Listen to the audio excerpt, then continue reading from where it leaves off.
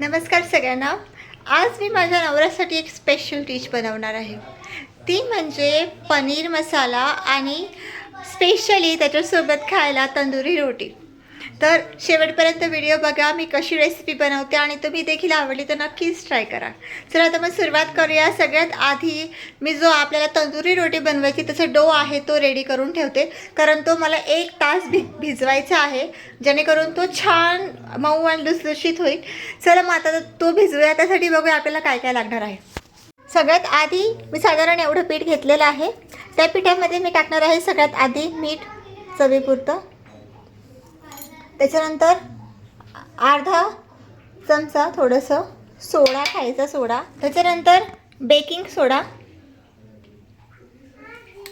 थोडीशी साखर,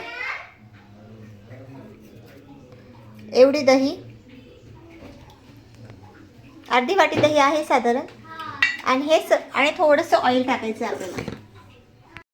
थोडं थोडं पाणी ॲड करून मी आता तो जो पिठाचा गोळा व्यवस्थित मळून घ्यायचा आपल्याला. जसं आपण आपलं चपातीचं पीठ मळतो त्या पद्धतीने आपल्याला व्यवस्थित नॉर्मल असं मळून घ्यायचे. जास्त घट्ट पण नको आहे आणि जास्त सैल पण नको आहे, कारण आपण तो 1 तास भिजवणार आहोत. तो आपोआप भिजतो मी मस्त छानपैकी.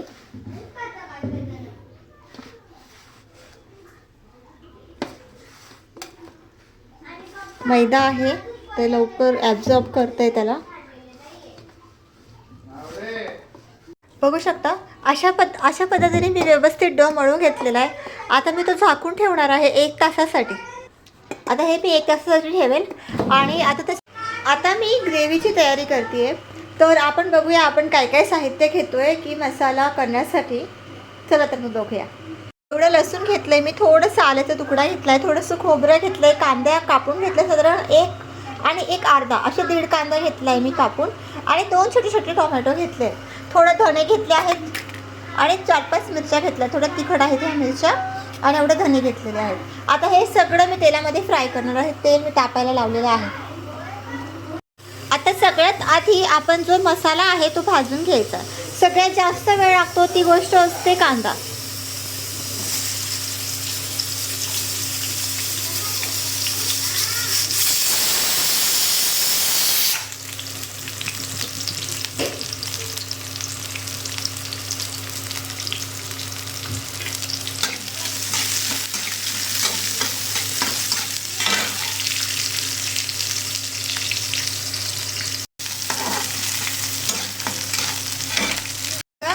असं लाल झाला आहे तो कांदा. आता मी ह्या प्लेटमध्ये काढून घेते.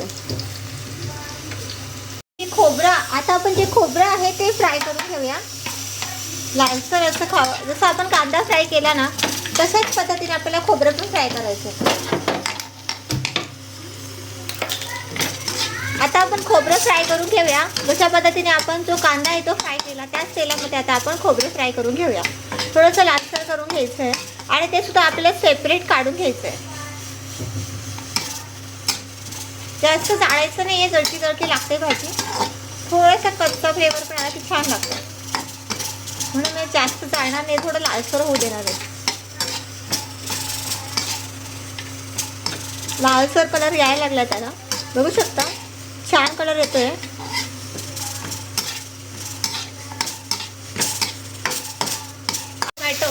आता टोमॅटो सुद्धा थोडंसं नरम होऊ देणार आहे. थोडंसं फ्राय करून घ्यायचे टोमॅटो सुद्धा.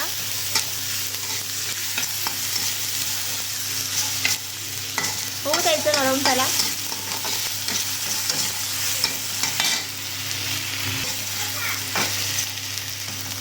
आपण नंतर पण थोडासा मसाला फ्राय करणार आहोत, त्याच्यामुळे खूप जास्त नाही झालं तरी काही प्रॉब्लेम नाही आहे.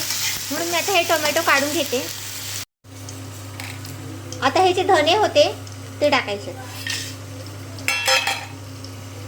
आणि मिरच्या, ते पण थोडेसे लालसर होऊ द्यायचे आहे मला. बघू शकता उडायला लागले, ते तेल तापलेलं आहे. हलवत राहायचे सारखं, जेणेकरून जळायला नको. मिरच्या सुद्धा लगेच जळायला लागतात. थोडंसं लालसर झालं ना लगेच काढून घ्यायचं. झालं ते लालसर. आता मी त्याच्यामध्ये हे थोडंसं लसूण होतं ते टाकून देते. गॅस बंद करते आणि काढून घेते. आता बघू शकता तुम्ही, हा कांदा, हे खोबरं, हे धन, लसूण आणि ज्या मिरच्या 2-3 होत्या त्या आणि हा टोमॅटो, हे सगळं मी बाजूला काढून घेतलं आहे व्यवस्थित वेगवेगळं. आधी मी खोबरं आणि अद्रक वाटून घेईन, त्याच्यानंतर हे सगळं टाकून एकत्र वाटून घेईल. आता हे थंड होऊ देते आणि त्याच्यानंतर ह्याचं वाटण करेन. आधी खोबरं आणि जर आपण अद्रक आधी टाकली तर ते वाटण एकदम स्मूथ होतं. खोबरं आणि अद्रक वाटायला थोडा वेळ लागतो, म्हणून ते आधी दळून घ्यायचं आणि नंतर ह्या बाकीच्या गोष्टी त्याच्यात ॲड करायच्या, जेणेकरून व्यवस्थित बारीक वाटण होईल. तर मग हे थंड करायला ठेवते, तोपर्यंत मी बाकीचं काम करून घेईन. आता हे जे पनीर आहे मी कट करून ठेवलेलं आहे, आता हे सगळं ह्याच्यामध्ये टाकून फ्राय करून घेणार आहे. थोडंसं हलकंसं फ्राय करून घेणार आहे.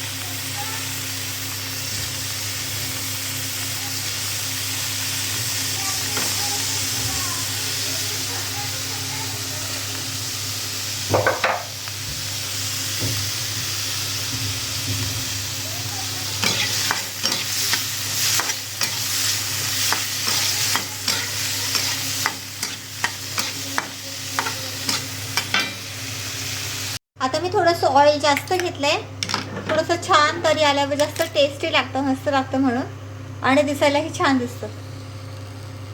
आता आपण त्याच्यामध्ये हा मसाला टाकायचा जो मी वाटून घेतलेला आहे, बघू शकता मस्त बारीक झालेला. आता मी त्याच्यामध्ये टाकते. आता हे छानपैकी आपल्याला फ्राय होऊ द्यायचं आहे.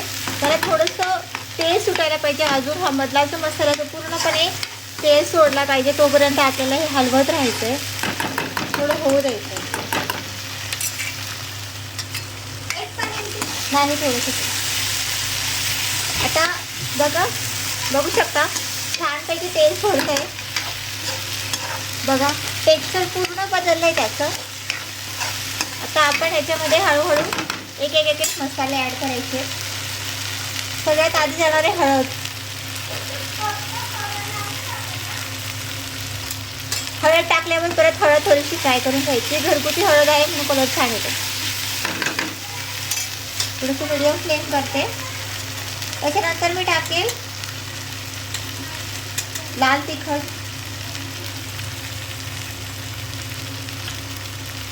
थोडं घरातलं आणि थोडं बाहेरचं असं.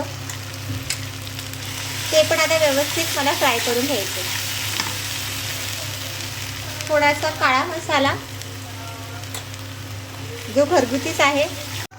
आता आपण याच्यात टाकणार आहोत पनीर मसाला. हा साधारण मी 1 चमचा घेत आहे. भाजी थोडीच करतोय आपण म्हणून थोडाच टाकायचं आहे. खूप टाकलं तर सरका मारतो. जास्त सरका मारणार आहे. भाज्या ना आपल्या घरगुती वाटत नाही म्हणून खूप जास्त मसाले नका टाक. बघा तेल छान सुटतंय त्याला. आता आपण त्याच्यामध्ये ॲड करणार आहोत पनीर, जे आपण थोडंसं फ्राय करून घेतलेलं होतं. तर ते सगळं व्यवस्थित मिक्स करून घ्यायचं. आता आपण थोडं पाणी ॲड करायचं, जे आपण भांडं धुवून घेतलं होतं. खूप ग्रेव्ही करायची नाही मला, थोडीशी अंगापुरतीच ठेवायची आहे. पण आता ह्या सगळ्याला भोगलं पाहिजे ना पनीरला, म्हणून मी थोडंसं पाणी टाकून होऊन देणार आहे. अजून मी थोडंसं पाणी टाकलं त्याच्यामध्ये. बघू शकता तेल सोडतं येते.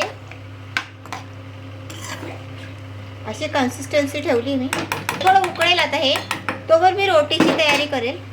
आता ह्याच्यामध्ये आपल्याला चवीनुसार मीठ टाकायचं आहे.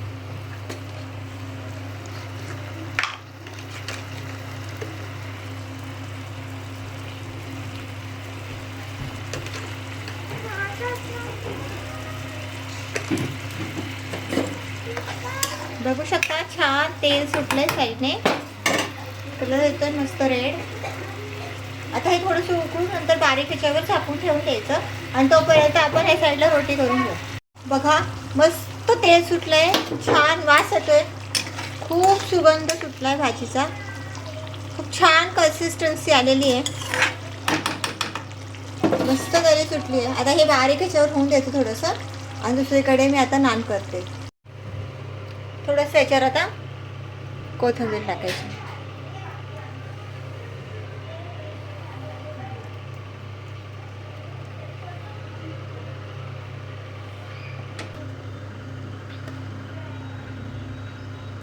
आता हा डो घेतला मी.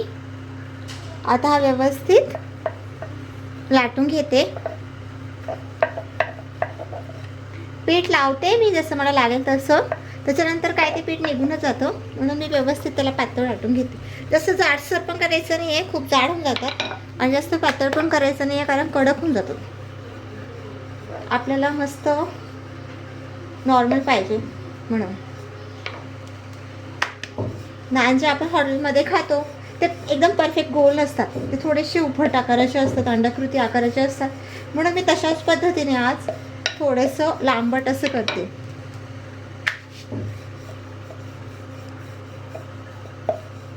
एकसारखं सगळीकडे मी लाटून घेतलं आहे.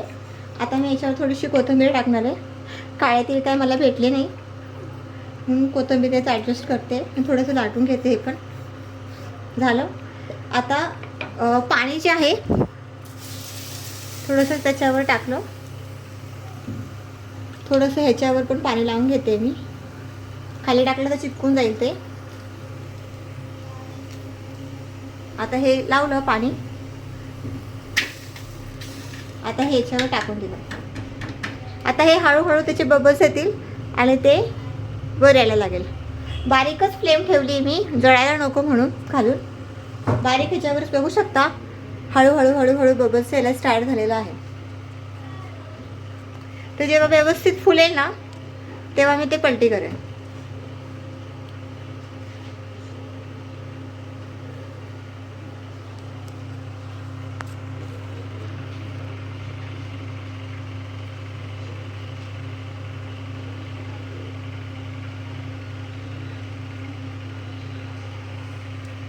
आता मला हे पलटी करायचं आहे.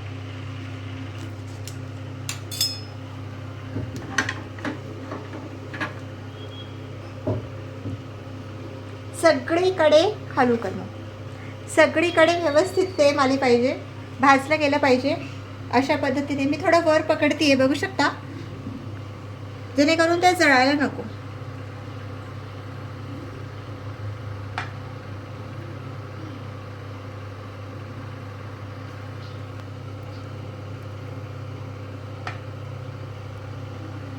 छान काहीतरी खायला पाहिजे म्हणून थोडेफार एफर्ट्स लावावेच लागतात. आता ह्याच्यावर थोडंसं तेल ॲड करते आणि परत एकदा फ्राय करून घेते. तुम्हाला हवं असेल तुम्ही बटर ट्राय करू शकता. त्याच्यासाठी थोडंसं करते फ्राय, नाही तर लगेच जळायला लागेल. ते थोडंसं तेल जे आहे ते कच्चं नको ना, म्हणून. बघा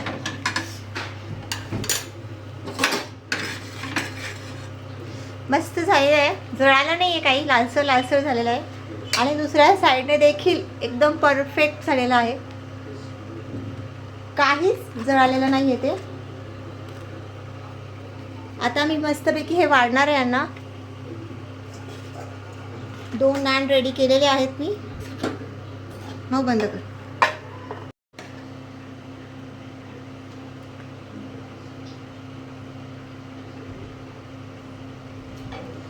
ही आहे माझी आजची रेसिपी, बघू शकता तुम्ही.